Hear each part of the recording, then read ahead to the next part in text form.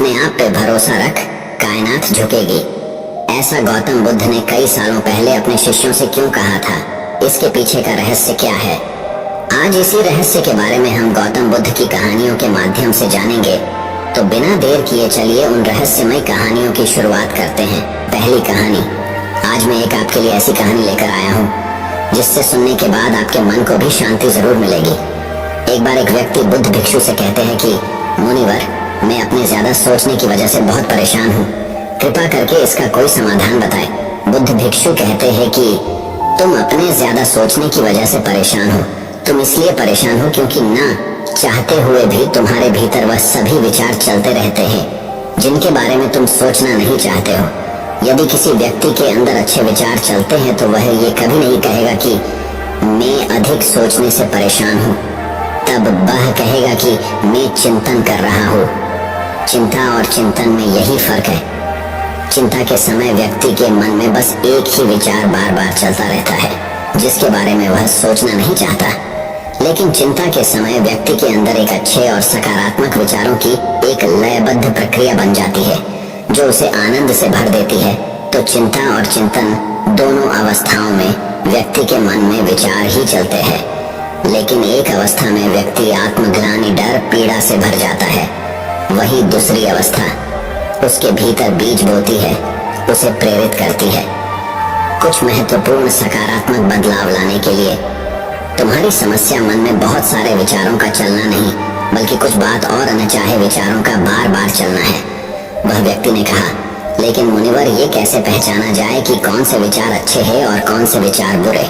तब बुद्ध भिक्षु कहते हैं कि बुरे विचार वह है जो तुम्हें सुख और प्रलोभन देते हैं, लेकिन उसका परिणाम हमेशा दुखदायी होता है। और अच्छे विचार वह है जो हमारे भीतर बदलाव लाते हैं, हमें प्रेरित करते हैं अपनी परिस्थिति को बदलने के लिए। हालांकि शुरुआत में अच्छे विचारों पर अमल करना मुश्किल होता है, लेकिन बाद में उनका परिणाम काफी सुखदायी होता है। उदाहरण के लिए, यदि हमारे मन में ये विचार आता है कि क्यों ना मैं चोरी कर लेता हूँ तो हमको बहुत सारा धन मिल जाएगा, तो शुरुआत में तो ये विचार हमें अच्छा लग सकता है और सुख की अनुभूति करा सकता है, लेकिन बाद में ये क्या परिणाम देगा इसकी हम कल्पना भी नहीं कर सकते। दूसरा विचार हो सकता है कि मैं स्वयं को स्वस्थ और अच्छा रखने के लिए व्यायाम और प्राणायाम कर उसे अपनी जिंदगी का हिस्सा बना लूंगा। अब इस विचारों को वास्तविक बनाने के लिए तुम्हें कर्म तो करना होगा, क्योंकि बिना कर्म किए अच्छे से अच्छे विचार भी किसी काम के नहीं होते। समझने वाली बात यह है कि लगातार कर्म करने से होने वाली आत्मग्लानि, पीड़ा, दुहक से हम जरूर बच सकते हैं। बुद्ध भिक्षु आगे कहते हैं, आज मैं तुम्हें भगवान महात्मा गौतम बुद्ध के जीवन से और उनकी शिक्षा से 5 ऐसी बातें बताने जा रहा हूँ जिसका पालन करने से तुम अपने विचारों को शुद्ध रख सकते हो, अपने गण को निर्मल और शांत कर सकते हो। पहली बात, अपने शरीर को हमेशा स्वच्छ रखे, अपने शरीर को हमेशा स्वस्थ रखे। हमारे शरीर की और मन के बीच एक गहरा संबंध होता है। हम अपने शरीर को जैसे रखते हैं, हमारे विचार भी वैसे ही हो जाते हैं। शरीर को साफ सुथरा रखना भी एक बहुत ही अच्छी आदत है जो हमें सैकड़ों की भीड़ में से दूसरे से अलग बनाती है। शेर के बाल से लेकर हमारे नाखून तक हमें साफ रखना चाहिए और उसमें से सुगंध आना चाहिए। और यदि सुगंध नहीं आता है तब काम से काम बदबू तो नहीं आना चाहिए, क्योंकि कचरे की ढेर में कचरा ही फेंका जा सकता है, फूल नहीं। एक संगत अंदर की भी होती है जो कि सकारात्मक विचार और शांत चित्त मन से आता है। ये सुगंध उस व्यक्ति के पास से आती है जो भीतर से शांत होता है, और ये सुगंध स्वयं गौतम बुद्ध के शरीर से आती थी। और ये सुगंध इतनी मनमोहक थी कि जो हर व्यक्ति को गौतम बुद्ध की तरफ खींच लेती थी। जो भगवान बुद्ध संपर्क में आते थे, बुद्ध की मुख की शांति और शरीर की मनमोहक सुगंध से कोई भी व्यक्ति प्रभावित हुए बिना नहीं रह पाता था। दूसरी बात, अपने शरीर के अंदर की गंदगी को बाहर निकाले, यानी कि अपने शरीर को अंदर से शांत करो। और ये तब होगा जब आप शारीरिक तप करोगे, यानी कि हर रोज आप व्यायाम करो और समय समय पर उपवास करो। ये दोनों ही काम हमारे शरीर के अंदर जमी गंदगी और भीतर की चर्बी को साफ कर देते हैं। और शरीर भीतर से साफ और स्वस्थ होगा तब मन में उठने वाले गंदे विचार स्वयं दूर हो जाएंगे और उसकी जगह अच्छे और सकारात्मक विचार आने लगते हैं। अब देखते हैं महात्मा बुद्ध शरीर को स्वस्थ रखने के लिए शारीरिक व्यायाम कैसे करते थे। तो बुद्ध को बड़े बड़े राजा महाराजा पानी अपनी सभा पर भोजन करने के लिए आमंत्रित किया करते थे और महात्मा बुद्ध को लेने के लिए एक से एक रथ घोड़े भेजते थे ताकि वह आराम से आ सके। लेकिन महात्मा बुद्ध कभी भी इन सब का उपयोग नहीं करते थे। वह चाहे कितना भी लंबा रास्ता हो, उसे हमेशा पैदल चलना पसंद करते थे। वह हर जगह पैदल ही जाते थे। बुद्ध का कहना था कि व्यक्ति को ये शरीर परिश्रम करने के लिए मिला है, वह परिश्रम ना करके इस अभ्यास को खराब कर रहा है। पैदल चलने से शरीर को कष्ट होता है और जितना शरीर को कष्ट होता है उतना ही आपके शरीर के लिए अच्छा होता है, इसलिए शरीर से परिश्रम करवाए। तीसरी बात, उचित और सम्यक आहार। उचित और सम्यक आहार। भगवान बुद्ध कहते हैं कि जैसे व्यक्ति का आहार होता है वैसा ही उसका विचार हो जाता है, इसलिए व्यक्ति को हमेशा अच्छा आहार ग्रहण करना चाहिए। उसे कभी भी मांसाहारी और घृत आहार नहीं खाना चाहिए। उसे अपने भोजन में ज्यादा से ज्यादा जीवित चीजें शामिल करनी चाहिए, यानी कि ऐसा आहार जो सीधा प्रकृति से मिला हो और जिसमें जीवन हो, क्योंकि ऐसा भोजन आसानी से पच भी जाता है और शरीर में कोई भी गंदगी नहीं जमने देता। भोजन को हमेशा उचित मात्रा में ही लेना चाहिए। भोजन चाहे कितना भी स्वादिष्ट और हल्का क्यों ना हो, लेकिन उसे उतना ही ग्रहण करें जितना आपकी आवश्यकता हो। अधिक मात्रा में भोजन कभी भी नहीं करना चाहिए, क्योंकि अच्छी चीज भी अति मात्रा में लेंगे तो हमें नुकसान करती है। इसलिए जब भी भोजन करें तो हमेशा हल्का पेट खाली रखो और थोड़ा सा कम खाने की कोशिश करो। ऐसा करने से तुम्हारे शरीर में बीमारी नहीं होगी। रात के समय में हमेशा हल्का और कम भोजन करें ताकि आप जो खाना खाएं वह आपकी ऊर्जा उसे जल्दी पचा सके और तुम्हारी आंतरिक शरीर को सफाई और मरम्मत कर सके। जब महात्मा बुद्ध किसी के यहाँ भोजन करने के लिए जाते हैं तो वहाँ के लोग महात्मा बुद्ध के लिए तरह तरह का अच्छा खाना उनकी पात्र में देते हैं, लेकिन महात्मा बुद्ध अपने पात्र में से उतना ही खाना खाते हैं जितनी उन्हें जरूरत होता है। महात्मा बुद्ध कभी भी अधिक खाना नहीं लेते और ये शिक्षा अपने शिष्य को भी देते हैं। भोजन पेट भरने के लिए किया जाता है, न कि मन भरने के लिए। यहाँ समझने वाली बात एक और है कि यदि तुम स्वादिष्ट भोजन के शौकीन हो तो उसे अचानक से खाना भी बंद मत करो, बस उसकी मात्रा थोड़ा कम कर देना, यानी खाना ना ज्यादा ना कम। चौथी बात, अपनी संगत का खास ध्यान रखो। संगत का अर्थ उन लोगों या उन दोस्तों से नहीं है जिनके साथ आप रहते हैं और समय बिताते हैं, बल्कि इसका अर्थ हर उस चीज से है जिसको आप अपनी इंद्रियों के साथ ग्रहण करते हैं। जैसे कि हम किन लोगों के साथ रहते हैं, क्या देखते हैं, क्या सुनते हैं, किससे बात करते हैं इत्यादि। जब महात्मा बुद्ध ने यह निश्चय कर लिया कि उन्हें भीतर की यात्रा पर निकलना है तो उन्होंने स्वतः हर चीज को छोड़ दिया जो उन्हें लगा कि उनकी यात्रा में बाधा बनकर आ रही है। इससे हमें यह सीखने को मिलता है कि हमें अपने लक्ष्य को प्राप्त करने के लिए अपनी आरामदायक अवस्था से बाहर निकलना पड़ेगा और उन लोगों और वह चीजों को भी छोड़ना पड़ेगा जो आपके लिए छोड़ना मुश्किल होता है। जब सिद्धार्थ बुद्ध नहीं बने थे, अपने प्रश्न की खोज में थे, तब उन्हें कई राजा महाराजाओं ने आमंत्रण दिया था कि वह महल में आकर रहे और वहां उन्हें कोई भी परेशानी नहीं होगी। गर्मी सर्दी बरसात सबसे बह बचकर रहेंगे और आपको सभी प्रकार की सुख सुविधाएं दी जाएंगी। लेकिन सिद्धार्थ ने यह स्वीकार नहीं किया, क्योंकि वह जानते थे कि उन्हें भीतर की यात्रा करनी है और वह किसी ऐसे व्यक्ति के साथ नहीं रह सकते जो बाहर की यात्रा कर रहा था। और वह सभी राजा महाराजा इस बाहर की यात्रा में व्यस्त थे और ऐसे लोगों की संगति करने का कोई मूल्य है। यहाँ सीखने वाली बात यह है कि हमें ऐसे इंसान के साथ संगति नहीं करनी चाहिए जो हमारे लक्ष्य के बीच बाधा बनकर खड़ा हो, फिर वह व्यक्ति चाहे कितना भी धनी शक्तिशाली बलवान बुद्धिमान क्यों ना हो।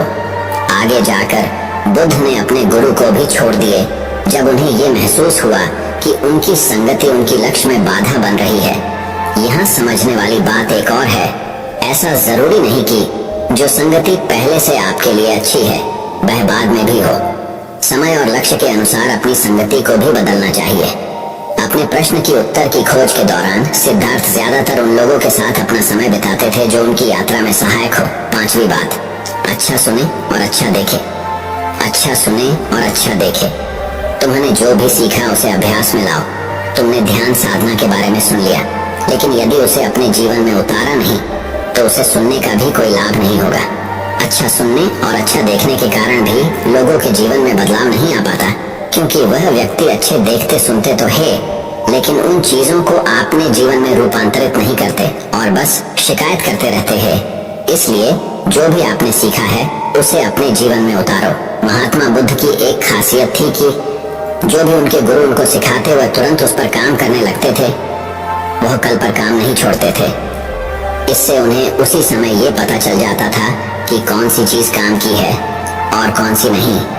इसलिए जो भी सीखा है उसे कर्म के द्वारा व्यक्त करो। एक बार और, बहुत लोग काम वासना को बुरा समझते हैं, लेकिन काम वासना का विचार आना गलत नहीं है जब तक तुम उसके प्रति विचार नहीं करते। काम वासना का विचार उठना उतना ही स्वाभाविक है जितना भूख लगने पर भोजन का मन करना। इसलिए काम वासना के विचार को गलत मत समझना। इंसानी विचार को आगे बढ़ने के लिए इस विचार का उठना बेहद जरूरी है। सबसे पहले तो तुम ये निर्णय करो कि तुम्हें काम वासना में लिप्त होना है या इससे ऊपर उठना है। यदि काम वासना में लिप्त होना है तो पूरी तरह से अपनी जिंदगी बर्बाद करते जाओ। तो दोस्तों, इन 5 बातों को अपने जीवन में अपना लो, फिर देखो तुम्हारे जीवन में अच्छे विचारों का एक चक्र बन जाएगा और फिर चाह कर भी तुम्हारे मन में बुरे विचार नहीं आ पाएंगे जब तक कि तुम इन आदतों को दोबारा छोड़ ना दो। बुद्ध भिक्षु की इन सभी बातों को सुनने के बाद उस व्यक्ति को उसका प्रश्न का उत्तर मिल गया था और वह उनका धन्यवाद करके वह अपने घर लौट जाता है। तो अब दोस्तों चलिए बढ़ते हैं हमारे गौतम बुद्ध की दूसरी रहस्यमयी कहानी की तरफ। दूसरी कहानी, गौतम बुद्ध की प्रेरणादायक कहानी। ये कहानी आपको आपके जीवन के वह पहलू व डर से दूर करेगी जिसके लिए आप आज भी कामयाबी नहीं पा रहे हो। आलस एक बहुत बड़ी मानसिक बीमारी है जो इंसान को कामचोर बना देती है और उसके सारे सपने, सारे आशय व्यर्थ हो जाते हैं। आज हम मेहनत करने से डरो मत, इसके बारे में विस्तार से चर्चा करेंगे और हम आलस से कैसे छुटकारा पाए और जीवन में कैसे अपने लक्ष्य को हासिल कर सके। तो चलिए देर न करके शुरू करते हैं। आज की कहानी मेहनत करने से डरो मत बहुत पुरानी कहानी है। एक बड़े से पहाड़ के नीचे एक छोटा सा गांव बसा हुआ था और उसी गांव का एक लड़का था जो अपने आलसीपना और कामचोर के नाम से परिचित था। उस गांव के सभी लोग उसे आलसी और कामचोर के नाम से ही पुकारते थे। वह लड़का पूरा दिन गांव के पीछे एक पेड़ के नीचे बैठा रहता और बैठे बैठे अपने आने वाले भविष्य के बारे में अच्छे अच्छे सपने देखता रहता। वह लड़के के दिन ऐसे ही आलस में गुजर रहे थे। अचानक एक दिन उस गांव में एक बुद्ध भिक्षुक आया और वह बुद्ध भिक्षुक अगले 3 दिनों तक उसी गांव में रहने वाले थे। बुद्ध भिक्षु सारा दिन उसी गांव में भिक्षा मांगा करता था और गांव के लोगों को अच्छा अच्छा उपदेश देता था। और जब रात होती थी तब गांव के पास में एक बुद्ध मठ में विश्राम करता था। बुद्ध भिक्षु प्रतिदिन जब गांव में भिक्षा मांगने जाते थे और भिक्षा करके वापस लौटते थे तब उस आलसी लड़के को उसी पेड़ के नीचे कभी बैठा हुआ और कभी लेटा हुआ देखता था। बुद्ध भिक्षु ने लगातार 2 दिन उस लड़के को उसी पेड़ के नीचे उसी हालत में देखा।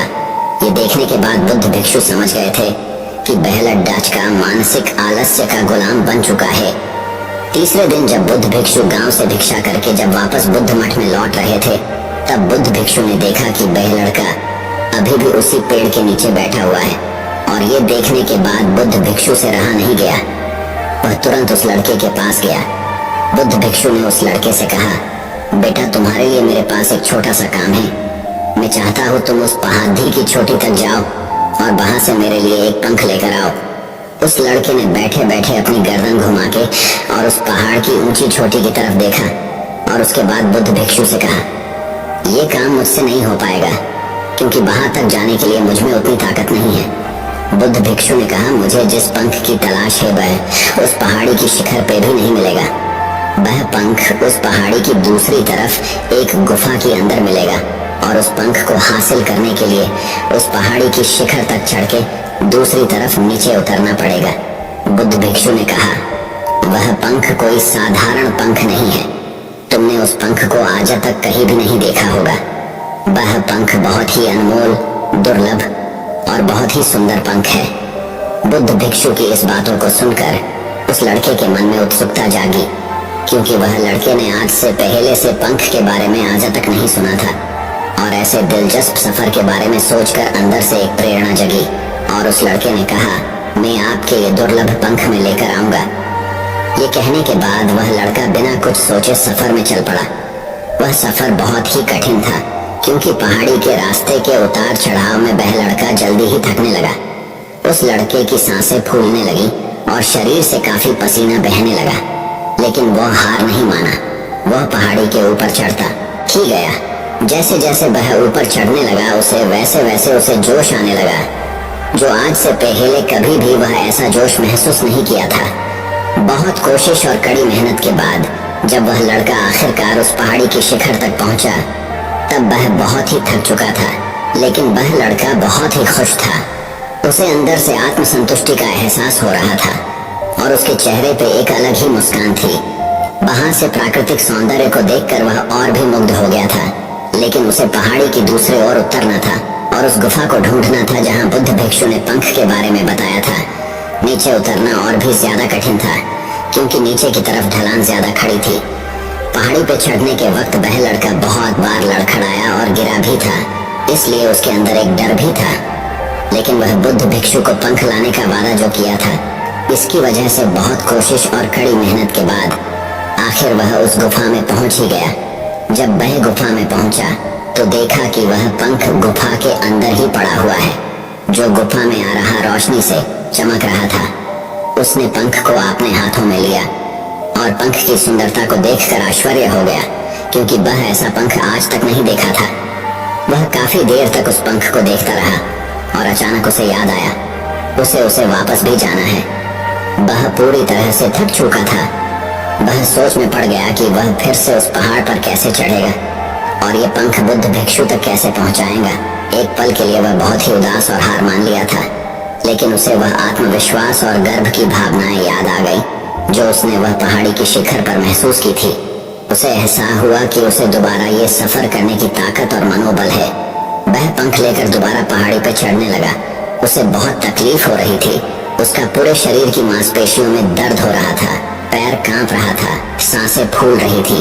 वह कई बार लड़खड़ा के गिर भी पड़ा, लेकिन उसने हिम्मत और आत्मविश्वास से आगे चल पड़ा और वह हार नहीं माना। बहुत कोशिश और कड़ी मेहनत के बाद जब वह बुद्ध भिक्षुक के पास पहुंचा और हाथों में उस पंख को रखा, तो उसको बहुत ही खुशी हुई। उसे संतुष्टि थी कि वह आज आलस को खत्म करके एक महत्वपूर्ण काम करके दिखाया। उसके चेहरे पर रौनक और खामोशी देखकर बुद्ध भिक्षु ने कहा, मैं तुम्हारी सफलता में बहुत ही खुश हूँ। आज तुम्हारे तुम्हारी जीवन का एक बहुत ही महत्वपूर्ण काम सीखा है और आलस बहुत बुरी चीज है जिसे स्वीकार करना नहीं चाहिए। आलस एक आदत है जो इंसान की मानसिकता के ऊपर हावी होती है। उसे दूर करना होगा। आलस जीवन में सफलता पाने में सबसे बड़ी बाधा है, इसलिए तुम्हें आलस को तोड़कर तुम्हें एक पहला कदम उठाना ही पड़ेगा। अपने उद्देश्य की ओर चलना ही पड़ेगा और तब तक चलना पड़ेगा जब तक तुम अपने लक्ष्य को पूरा नहीं कर लेते। लड़के ने बुद्ध भिक्षु की बात की गहराई और महत्व को समझते हुए हाँ में अपना सिर हिला दिया। उसे आज एहसास हुआ कि वह हमेशा से ही कठिन और महान चीजों को करने में सक्षम था, लेकिन उसकी आलसी मानसिकता ने उसे रोक रखा था। अब उसे अच्छी तरह से पता चल गया था कि दुनिया के कोई भी कठिन कामों को करने के लिए उसके पास ताकत और मानसिक दृढ़ संकल्प है। उसके बाद बुद्ध भिक्षु ने वह लड़के को आशीर्वाद दिया और वह गांव से चला गया। तो इस कहानी से हमें यह सीख मिलती है कि जब हमें कोई काम असंभव लगता है और अपने लक्ष्य को हासिल करने के लिए जब हम खुद आगे बढ़ते हैं, तब हम अपने अंदर एक ऐसी ताकत और आत्मविश्वास की खोज करते हैं जिसके बारे में हमें पहले से कभी भी पता नहीं था। आलस पे छुटकारा पाने के लिए हमें खुद को चुनौती देनी चाहिए और बड़े बड़े महत्वपूर्ण लक्ष्य बनाने चाहिए। चाहे वह लक्ष्य कठिन क्यों ना हो, हमें हमेशा आगे बढ़ना चाहिए और असफलता का सामना करने के लिए अपने को अंदर से और भी मजबूत होना चाहिए। आलस के ऊपर छुटकारा पाने का मतलब मानसिक विकास को विकसित करना है। इसका मतलब चुनौती और असफलताओं को विकास और कुछ अच्छा सीखने की अवसर में देखना और ना कि हार मानने के रूप में देखना। विकास की मानसिकता को अपनाकर अपनी असफलताओं के बारे में सोचकर एक नया रूप दे सकते हैं और हमारे गलतियों का सुधार उसे सीखने में उपयोग कर सकता है। और अंत में हमें अपने आलस पर काबू पाने के लिए अपनी ऐशो आराम को छोड़कर जीवन की चुनौती और अवसरों को स्वीकार करना ही पड़ेगा। तो दोस्तों, चलिए बढ़ते हैं हमारी गौतम बुद्ध की तीसरी कहानी की तरफ। तीसरी कहानी, अपदीपम भाव। महात्मा बुद्ध ने कहा है, अपदीपम भाव, जिसका मतलब होता है कि अपने दीपक खुद बनो। किसी साधु के आश्रम में एक युवक बहुत समय से रहता था। फिर ऐसा संयोग आया कि उस युवक को आश्रम से विदा होना पड़ा। रात्रि का समय था, बाहर घना अंधेरा था। युवक ने कहा, रोशनी की कुछ व्यवस्था करने की कृपा करें। उस साधु ने दिया जलाया, उस युवक के हाथ में दिया दे दिया और उसे सीढ़ियां उतारने के लिए खुद उसके साथ हो लिया। जब वह सीढ़ी पार कर चुका और आश्रम का द्वार भी पार कर चुका, तो उस साधु ने युवक को कहा कि अब मैं अलग हो जाता हूँ, क्योंकि इस जीवन के रास्ते पर बहुत दूर तक कोई साथ नहीं दे सकता है। अच्छा है कि तुम रात के आदी हो जाओ, इससे पहले कि मैं विदा हो पाऊं। इतना कहकर उस घनी अंधेरी रात में साधु ने युवक के हाथ के दिए को फूंक कर बुझा दिया। युवक घबराकर चिल्ला उठा, यह क्या पागलपन हुआ? अभी तो आश्रम के हम बाहर भी नहीं निकल पाए और आपने साथ भी छोड़ दिया और दिया भी बुझा दिया। रात अंधेरी है और रास्ता अनजान है। साधु ने युवक से कहा, दूसरों के जलाए दिए का कोई मूल्य नहीं है, अपना दिया ही काम देता है। किसी दूसरे के दिए काम नहीं देते, खुद के भीतर से प्रकाश निकले तभी रास्ता प्रकाशित होता है, अन्य किसी तरह से रास्ता प्रकाशित नहीं हो सकता। दोस्तों, मैं उम्मीद करता हूँ कि यह कहानी सुनने से आपके जीवन में अच्छे बदलाव आए होंगे। आपको इस वीडियो से क्या सीखने मिला ये कमेंट करके जरूर बताएं और अपने परिवार, दोस्तों या आपके करीबी इंसान के साथ ये कहानी शेयर करके उन्हें भी इस ज्ञान से परिचित करवाएं। बाकी अगर आपको ये वीडियो दिल से अच्छी लगी हो तभी इस वीडियो को लाइक कर देना और आपने अब तक इस चैनल को सब्सक्राइब न किया हो तो चैनल को सब्सक्राइब भी जरूर कर देना। आपका हर दिन शुभ हो और खुशियों से आपका जीवन भरा रहे। धन्यवाद।